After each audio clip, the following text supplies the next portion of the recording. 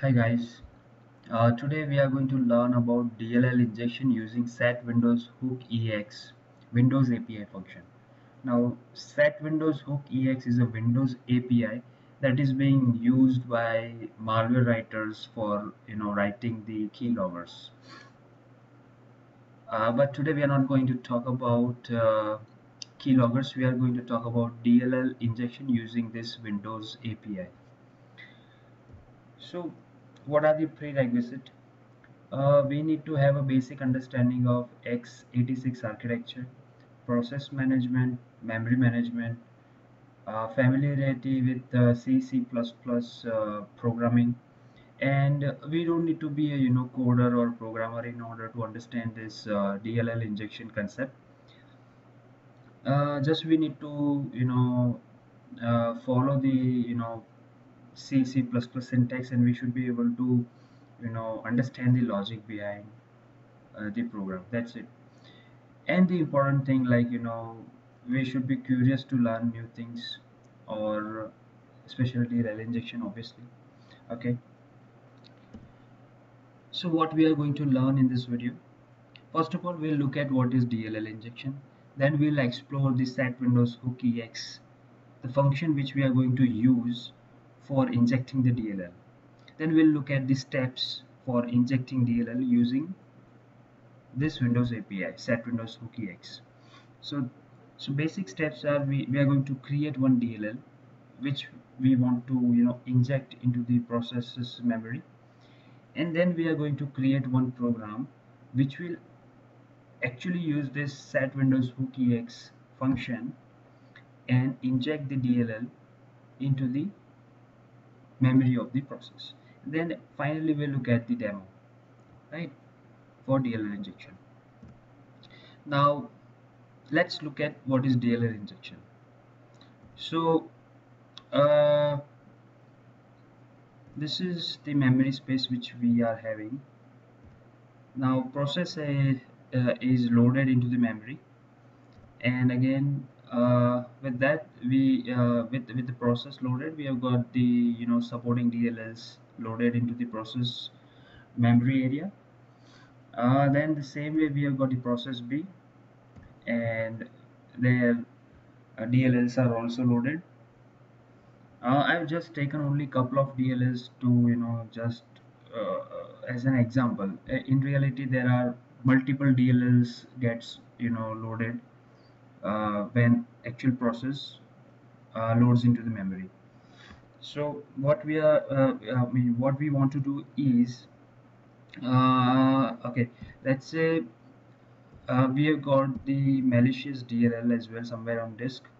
Now we want this process A to load this malicious DLL into process B's memory area, right? So using one of the mechanisms for injecting DLL, process A should be able to load this malicious DLL into the process B's area. So typically in operating system, process A and process B uh, you know are two distinct entities, and process A should not be able to talk outside of its memory space. However, we are trying to do something against the operating system laws here. Process A you know would use one of these DLL injection method and actually load the malicious DLL, or any DLL for that matter, into process B's memory space.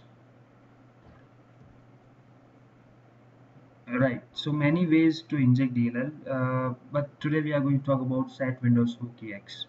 So this is one of the ways by which we can actually load the, or rather inject the DLL into the process's memory area.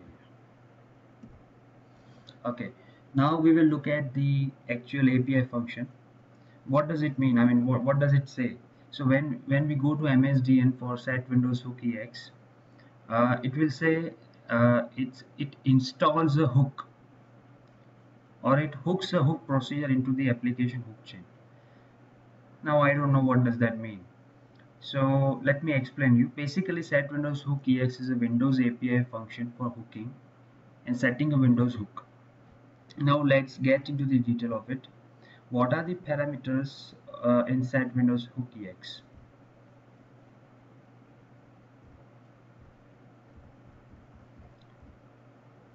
Alright, so MSDN says it installs a hook procedure to monitor the system for certain type of events. Now what kind of certain type of events? It could be many certain type of events. Let's look at it. So let me tell you, this is the actual function set Windows hookex, and then these are the four parameters which we need to pass along with this function.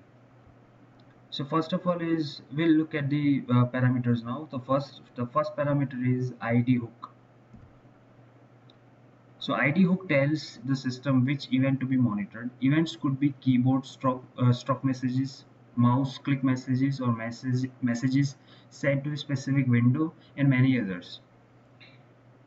So basically, we will try to monitor some event into the operating system, and we will take some action based on this event. So typically when this event occurs, this should happen, something like that. So that's what set Windows Hook EX do. It will installs the hook procedure. So this is one of the hook procedures into the application.